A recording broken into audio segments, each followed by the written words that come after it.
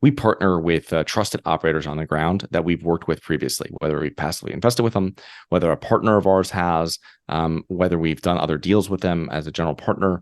And then what we'll do is we assist with the asset management on the property. And then we also will we bring money to the deal from ourselves and from our past investors.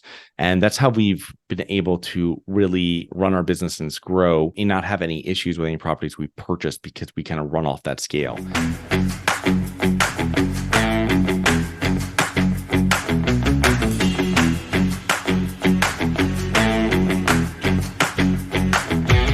Welcome back, everyone, to another episode of Keeping It Real Estate. Today, we have the pleasure of talking to Charles Carillo, real estate investor and entrepreneur. Charles is the managing partner of Harborside Partners, a real estate syndication firm, and he's been actively investing in multifamily and commercial real estate since 2006, so about 17 years.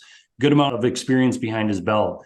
Since that time, he's invested in over $200 million worth of investment real estate. And Charles is also the host of Global Investors Podcast, so make sure to check that out. He interviews professionals about investing in U.S. real estate. So with that, welcome to the show, Charles. Thank you so much for having me on, Michael. It's great to be here. Yeah, definitely. Well, we're excited to chat with you today. I guess if you want to start off and give us a little background on yourself, how you got into real estate investing and what you're doing today, that'd be great.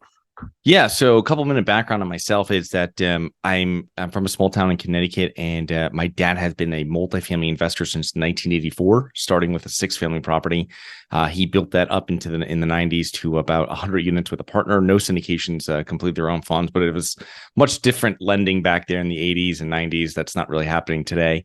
And with that being said, I started investing. I was really involved with following him around and doing everything. It was like a second education for me.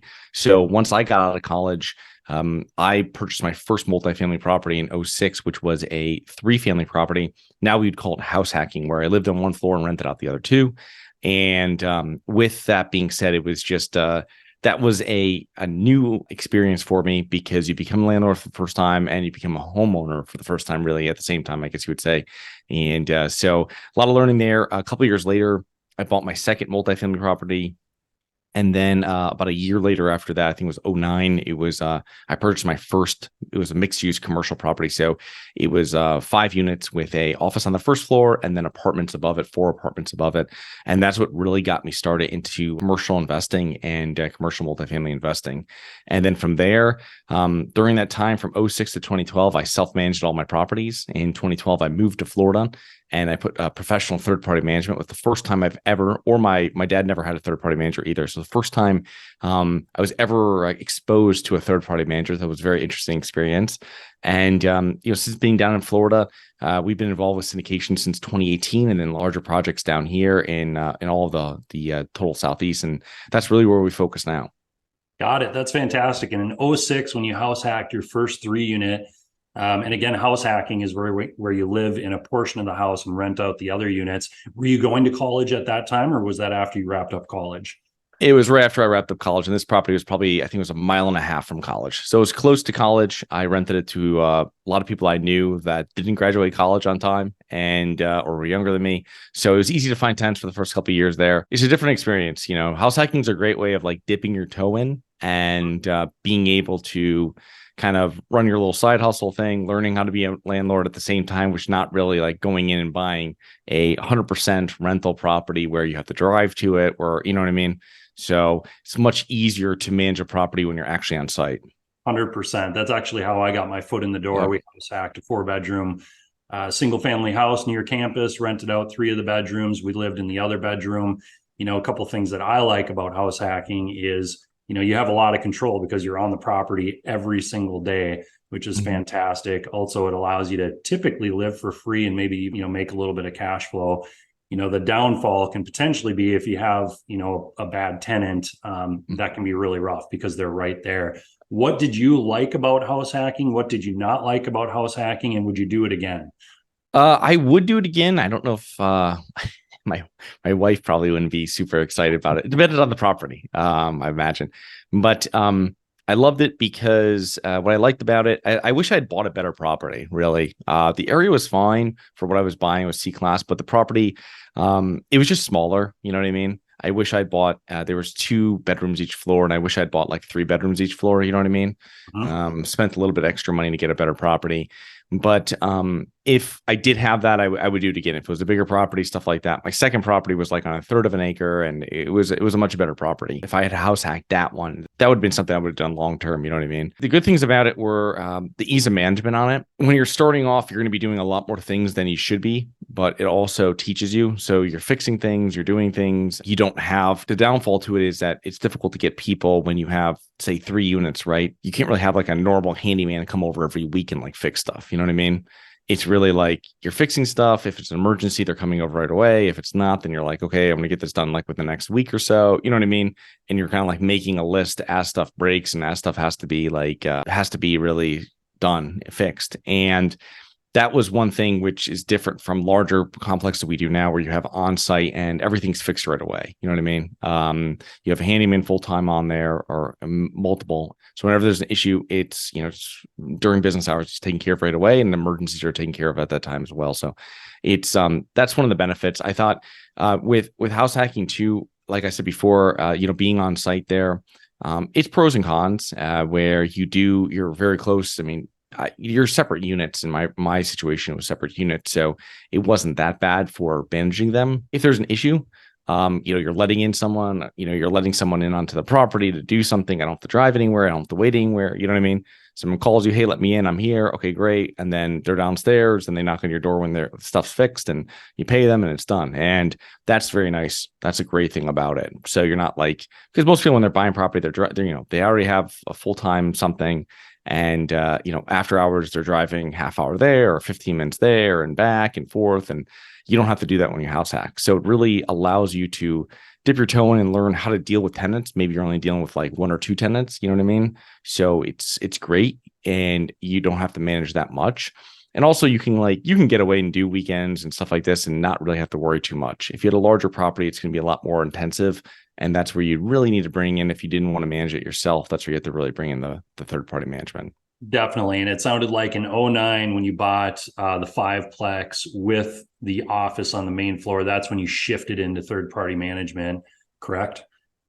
I not at that time. It was like 3 years later when I moved. I was managing because I had some properties with my brother as well. So we self-managed everything, and we just had it much. It was set up a lot better at that time when we had more units, because I could now have. I was talking to handyman every other day. I had one good guy that would come over and fix stuff as needed. He was really good with heating systems or anything like this. So, you make your contacts, and these people they're invaluable to the multifamily experience that you need to have. Like you can't be calling, as I say, like yellow page pricing. You know what I mean? You have to be having someone that's going to be able to do side work for you, that's going to be able to, assist you with stuff. So he would be great for doing switching hot water heaters, doing heating things, plumbing. And then I had other guys that I would use for like painting and stuff like that. So once you really figure out all these, then you can call them, make sure their pricing hasn't changed too much, and you can use them for these jobs. And that's where it becomes a lot easier. You know what I mean? You hire someone for doing your lawn and all this other stuff that goes on, the other stuff that we're doing by ourselves when we were house hacking. You know what I mean? So no, certainly. And I know you're heavily involved in larger multifamily deals now. So you've kind of shifted the focus and kind of moved up the chain, which we really enjoy that space too, because like you said, you have, your maintenance techs that are full-time on site, you have on-site managers, you get the economies of scale. There's a lot of benefits. But I do know, Charles, that, you invest in commercial real estate, a lot of multifamily, you've done ATMs, you've done agriculture startups, so quite a few different asset classes. What's your favorite asset class out of everything that you've done, and why? So when the other asset classes that I invest into, I'm all passive. So it's really not a active pursuit, let's say. But my favorite's always been, I have to say, it's really multifamily. It's really buying multifamily like what we buy now. I love buying 100+ unit properties, 85 or newer, 1985 or newer built. I like buying in growing areas, which wasn't something I was doing initially. I was buying in central Connecticut, not really a huge growing area of Connecticut, of the United States. So you weren't getting huge appreciation, which is if I was down in Florida at that time or something, or another hot market, you know what I mean? Where your returns would be massive. And so that was something else that we really changed to, where you're buying in areas that are actually growing. They're attracting people coming in there, attracting jobs and employers consistently over the decades. And so I think multifamily, it's not as sexy as like Airbnbs or other things like this and all these returns and stuff, but it's a tried and true asset class. And when you're taking money from investors, that's all I want. It's a pretty simple situation. If I had, you're taking money and you have like a 5-unit apartment building, it's going to be very volatile. Your income that comes from there, it's going to be very volatile. It's going to be every month, it's going to change. Where, you know what I mean? Especially with like if you're in C class or stuff like this. But when we buy now, it's newer properties, better areas, B class and above, mainly just B class areas. That's like where we're able to have consistent returns for ourselves and our investors. And they're not the highest you'll ever see from other investments that you could do, but it's definitely what we consider a safe investment. Got it. Mitigates the risk while giving a great return. I love it. And, we were talking a little bit before we jumped on this podcast about your Connecticut deals, and it sounded like you sold all, if not the bulk of your Connecticut deals. You've kind of shifted into Dallas, Fort Worth, Florida, and then I believe the greater Atlanta area as well. Was there a specific reason why you sold your Connecticut deals? And then again, why are you focusing on those three markets, Dallas, Florida, and Atlanta? Great question. So I had a property manager, a very good property manager that was retiring, and he was getting rid of some of his properties off his book before he sold his business. And he was like making it so he just had his large properties on there up in Connecticut. So we had a lot of smaller properties. So it was something that was a little bit more management intensive for him. So really that was something in 2021 he let us know about. And we got new management in the beginning of 2022 that was not that good. And it was going to be very difficult to find another good manager. And we didn't want to go through the process. And this was really let's just sell them. You know what I mean? Some properties I own 100% myself. Some I own with my brother. Some he owned 100% himself. And we just sold the whole portfolio to an investor out in New York City. And it was great. I mean, it was a great idea for doing it. And we're able to really focus, because when you don't have good management, your asset management, you really become almost a property manager. And that's how it was toward the end of it. It was just like a daily thing. And it wasn't like there was tons of properties, you know what I mean? And it wasn't this difficult before with other managers, you know what I mean? So it was something that you were getting involved. The pricing was like way off with a lot of things. So it means that you had to step in and like hire people yourselves if you want to maintain some sort of cash flow coming in. And so those were one of the reasons for it, but we're very happy for doing it because now we're able to focus down to growing markets. When you're in the syndications or larger properties, you're able to really, a lot of the normal issues that you would have with smaller properties are just taken away. Like you were saying with the on-site management, it's just something you never have to call anybody. Someone calls you with a smaller property, you might have to call someone else or do something like this to find someone to fix something. You never have to do that with it. The majority of the problems are taken care of right by the on-site people. And if not, they're going to call one of the trusted contacts like HVAC person, plumber that's licensed, whatever, and they come out and do it. When we're talking to the property manager, it's not so much about that. It's really just reviewing numbers, reviewing where we're marketing, reviewing leases, reviewing vacancies, really high level stuff. And that's really you want to be. I don't, someone's toilet's not flushing. You don't have to call me. You can fix it. You can fix it. There's a storage room. It's got all the stuff in there. Fix it. And that's what we do. And as soon as possible, they're a paying tenant. Taking those things off your plate allows you really to focus on high level stuff about how to keep your vacancy low, how to keep collections high. Do we tighten up our underwriting on new tenants coming in? Do we loosen it a little bit to get more tenants in? And you kind of figure that out depending on where you are in the market. So that's the kind of things that we're more of the calls now with property managers, not like, is this mowed? Is there trash out there? You know what I mean? Did you get the plumber out there? Is this line snaked and stuff like that you shouldn't have to be dealing with? So it was nice to step back and kind of move forward because as our investing career has kind of moved along. So that was the reason for it. For being down the Southeast, I mean, where we own properties now in Dallas, Greater Atlanta, and a couple parts of Florida, there's other markets that we like. There's other markets that I passively invest in. And that's normally how we do it when we're partnering, because how our business is set up is that we partner with trusted operators on the ground that we've worked with previously, whether we passively invested with them, whether a partner of ours has, whether we've done other deals with them as a general partner. And then what we'll do is we assist with the asset management on the property. And then we also will put, we bring money to the deal from ourselves and from our past investors. And that's how we've been able to really run our business and grow and not have any issues with any properties we purchased, because we kind of run off that scale. And that allows us to be able to go into areas where people know it inside and out. And that's what we want. I know Dallas is a great market. There's no way I'm going to be able to, without moving there, understand that and become an expert at that. But like one of the groups that we partner there has like 18 properties and like 1,500 units within a half-hour drive of a property we just bought. So with that, they know more about it than almost everybody else, right? So that's really one of the benefits that you don't really see in the underwriting, you know what I mean? But it's one of the benefits that really sophisticated investors look for when they're looking at deals to see what that team's like. So those are the reasons why. And main things is these markets are really good. Because there's other markets that we really like in the Southeast, but it's just we haven't found deals that pencil there. And growing markets, job growth, population growth, and a decrease in crime is really the three metrics we really follow. Got it. Absolutely love it. And I just wanted to reiterate a couple of things that you said. So first off, when you sold your Connecticut portfolio, smaller properties, you were having a tough time finding a property manager. And I know with us, whenever we're dealing with a smaller market or smaller assets, it can be very, very tough to find a solid property management company that'll take those assets on. Plus, typically the fees are a lot higher. For instance, when I had our single family rental properties in Minnesota, it was 10% plus for the fee. And I just couldn't swallow that fee. It didn't cash flow, if I did that. Whereas a lot of these multifamily assets were paying about 3% of gross income. So I love that you said that. I love that you're partnering with GPs that are, local and very familiar with the areas that you're jumping into. I think that's so critically important anytime you're jumping in, to a new market, just to make sure that you're well aware of what's going on in the market, well aware of the neighborhoods. And if you're not, partnering with someone that really is. So Right. That was fantastic, Charles. One other question here, what are some of the biggest mistakes that real estate investors tend to make? And you can answer this on both an active and a passive side, if you could. Yeah. So on the active side, I would say their first investments are major value adds, like they're major renovations.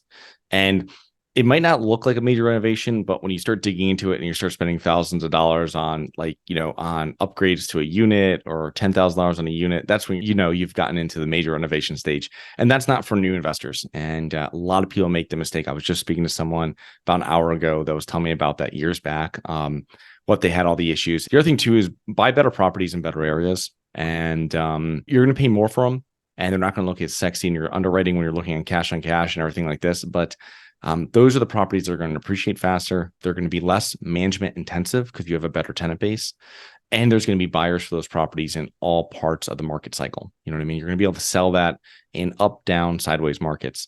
The other thing too, I think, is not having reserves. People, when they're looking to buy a property, they say, "Oh, I'm buying a $400,000 property and I need $100,000." Well, you need a lot more than $100,000. You need to have reserves. You need to have, obviously, you already penciled in that down payment, but you also have to put for what kind of repairs you're doing, and you have to have all this saved, put aside prior to buying the property. And that's where a lot of mistakes happen. The good thing about real estate is that it's something where you can write a check and fix all the problems for the most part. But the problem is that you need to be able to write that check. And the other thing too is that you go in, people are just have they don't understand the time frame of how long it takes to actually turn around properties. You've got leases. Even if you put new management in a property, you might not see changes depending on how large that is, like major changes to that property for 6 months or more. You know what I mean? And when you have switch over management to management, I mean, it might be 12 months before you actually start seeing the property on the upswing. So it's, it takes time and it takes money to be able to, patch holes and really be successful in investing. And the last thing I would say would be that long-term debt. Getting into real estate investing, you might see these like variable or floating rate loans and stuff like that, which is coming back to bite a lot of people right now. But if you're able to purchase properties, long-term fixed debt. And if you're buying, commercial multifamily, make sure it's at least 5 years, possibly 10 years fixed. If you're buying, like we were talking about house hack properties, 1 to 4 units, you can get that 30 years fixed like a regular mortgage.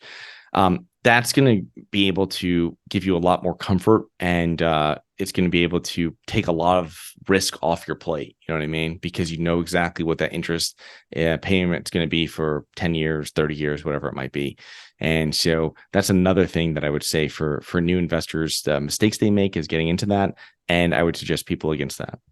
Got it. Absolutely love that. I'm going to go through those once more. So buy better properties in better areas, critically important, especially with where we're at in the economy.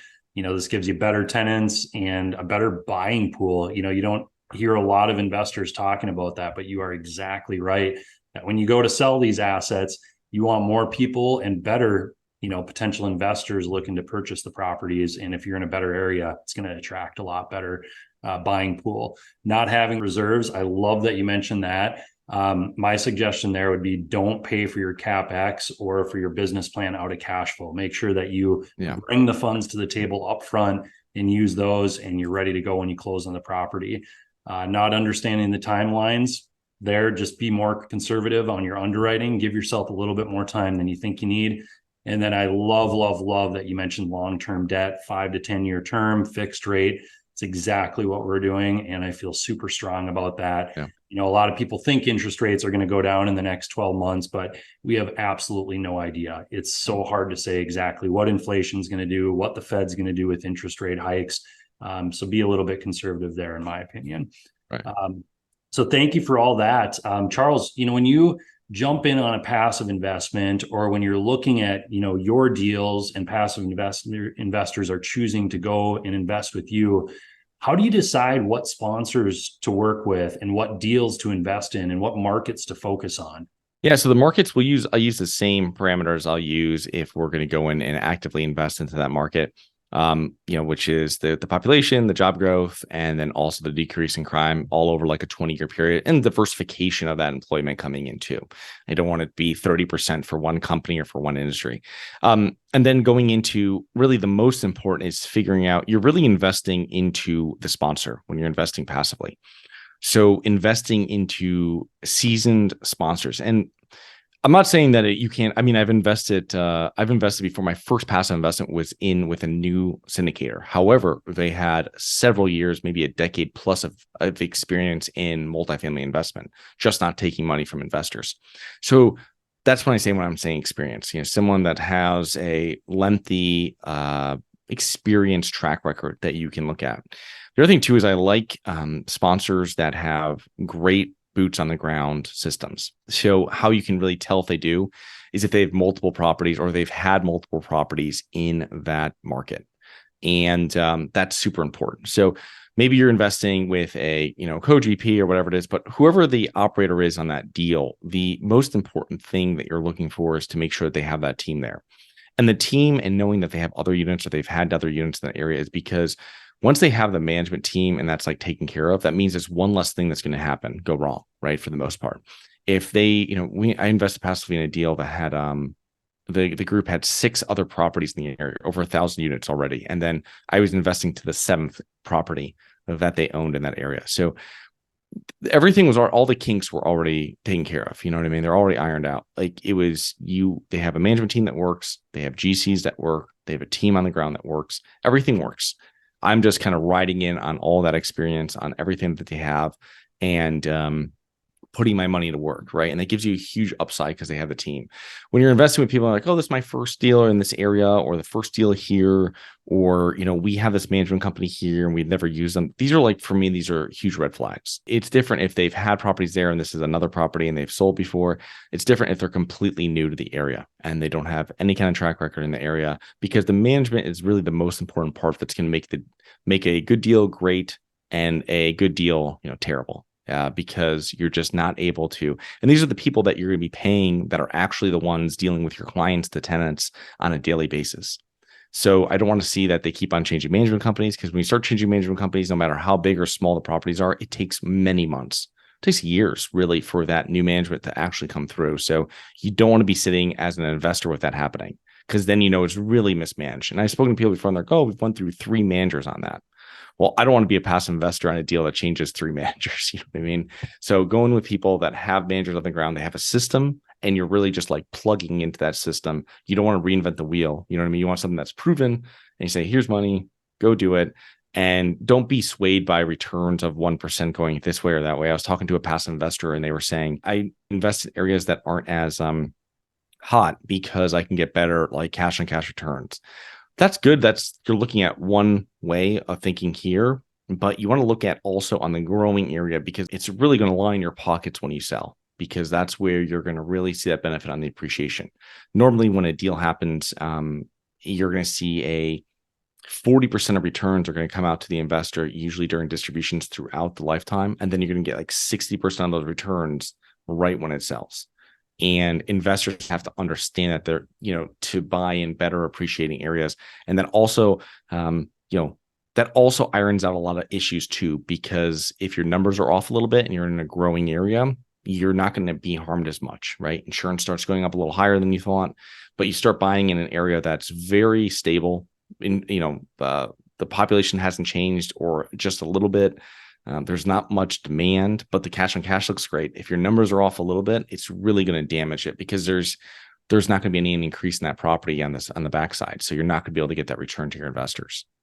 Yeah, I completely agree. I mean, don't be swayed by the returns on a spreadsheet. I mean, that's what it is. It's a spreadsheet, and obviously the sponsors should be doing everything they can to portray accurate projections, but small tweaks can make big differences. So invest in the team, invest in the location, and then third, take a look at the numbers and invest in the actual property and the numbers. But all great advice there, Charles. How can you invest in real estate while having a full time? I think there's a lot of listeners out there that, may not think they have the time or the energy or the money or the knowledge to jump into real estate. What are some of the best ways to get involved in real estate if you are a busy professional? There's two ways. I mean, if you actually want to go down and become a landlord, an active landlord, and get involved with all that, then I would say the first thing I would look at is doing the house hacking. And it is, if you really want to become truly want to become an active landlord, and it's a lot of work.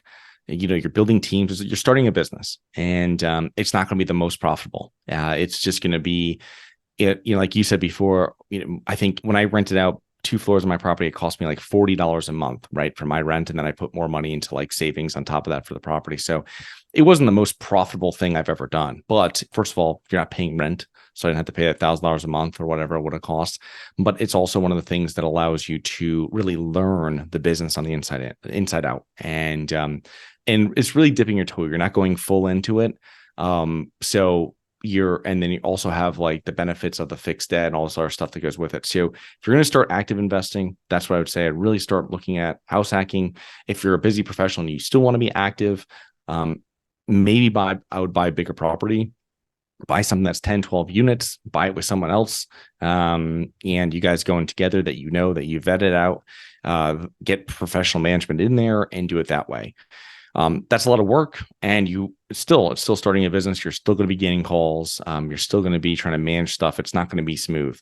If you're busy, you just want to have some diversification in your portfolio, become a passive investor and looking for sponsors and everything like that. That's the easiest way of getting involved with it. The most passive way. You're not going to have the control, but obviously, if you don't really know anything about investing in real estate actively, I mean, maybe you're not the best person to control it anyway, right? I mean, I invest a lot passively into stuff, angel investments and stuff, and I'm making an end decision on it, but I'm not running those deals, and I shouldn't be. So it's something that work with professionals that are that understand exactly what you're trying to do and invest alongside them. I love that. So house hacking, if you're active, looking to be an active investor or buy a bigger property. And, I'd like to emphasize that if you're looking to get into multifamily, for us, it's always been better if you can buy a more sizable property, preferably something where you can get on-site management and an on-site maintenance tech involved where it can support that staff. So I love that suggestion as well. And then passive investing. And like you've said, vet out the sponsor, make sure they have boots on the ground, make sure that they have a good track record. They've been around for a while. And another piece is just ask how much time they have to asset manage, because it takes time, energy, and money to asset manage these deals. And you got to make sure that the sponsors have the proper amount of time to do that and that they're not tied up with a 50, 60 hour a week job. So Charles, you've traveled a ton. I love that. I love travel as well. I believe you've been to 40 countries and Yeah. 47 US states, if I read that correctly. How do you successfully run, your real estate business? You probably have, family or personal life items. How do you make time for that travel? And tell us a little bit about that. Yeah, so it's easier. My wife left her job in 2021 and she has her own online business. So, we travel. I'm based right now in South Florida, but we do travel normally. And just like road tripping different places. She used to travel for her last job years back was she spent 2 months a year in Hong Kong and China. So I'd go with her and you get to go, like, I did a lot of side trips to a lot of countries there. Previously, before going full time into real estate, I ran a payment processing company and I worked with a lot of partners and clients in Europe. So I was over there for a couple months a year. And that was something that was very interesting. Did a lot of traveling. You can really knock down a lot of countries when you're in Europe because everything's really close. Not like in the United States, especially in Florida, where I have to drive 8 hours just to leave Florida. But so with all that being said, it was just I love traveling. It's one of my our non-negotiables is that whatever we do, we're able to do it really location. And so when moving down to Florida, putting in the third party management, as I realized how that worked and how you have good people on the ground that focus on what they're doing, then we can focus on what we do best. And a lot of times, especially now, it's even more so in the, after COVID, where it's not odd to be doing this, and it's not odd to be able to, run your business from your laptop, wherever you might be. That's amazing. Fantastic. And, I think you had mentioned you were running a payment processing company. And did you start that in college? Yeah, I started in college about a year before I bought real estate. So that's how I funded a lot of my initial real estate purchases. And then a few years ago, when I was going into full time into real estate, one of my partners took over and runs it now. And so it's a pretty straightforward business. It's not a huge growing business, the niche that we're in, but it's a good business. It's a difficult business. You don't really know, exit strategies and all this kind of fancy stuff when you're starting a business in college, right? Stuff I wish I knew. You look at now, but it is what it is. I mean, it's a great business, another location independent type business. So it was it's not my passion. My passion is real estate investing. So when we started actually syndicating properties, that's when I was like, all right, well, gotta narrow my focus down to just a real estate and go in. Got it. I love it. And, moving into 2024, do you have any specific goals for next year as you get into next year? I have goals, and I think it's something I've always had, you want to buy units or you want to raise so much money or do something like this. And if deals don't pencil, we don't do them. So we haven't purchased a deal in 2023 or we purchased two in 2022 and one at the beginning of the year and one at the end of the year. And so that's something that if it works, I'm all in, you know what I mean? But it's not something that we really push. We have a pretty small team. So we don't have to live on acquisition fees like a lot of other syndicators out there, which is a great benefit. Because when I talk to people, you want to tell people, oh, every quarter we're gonna have a deal, and that sounds so nice. But I mean, been looking at deals all year, and not as many as last year, but it's something that if it doesn't pencil, it doesn't do it. So I think just growing our business a little bit more for next year and making new connections with new investors is really the goal. And that's kind of really what we kind of strike for, is really just finding new investors that we can work with and looking for new partners in different areas and looking at different markets. So I think that's where you can really have growth. But I hate doing a deal, a deal goal for the year or money goal for the year of what we're doing. For sure. And when you said you're looking for new partners in different markets, how do you choose the right partner to go into business with? Obviously, that's a huge step. You're likely going to be pretty much married to that person for the next 3 to 10 years.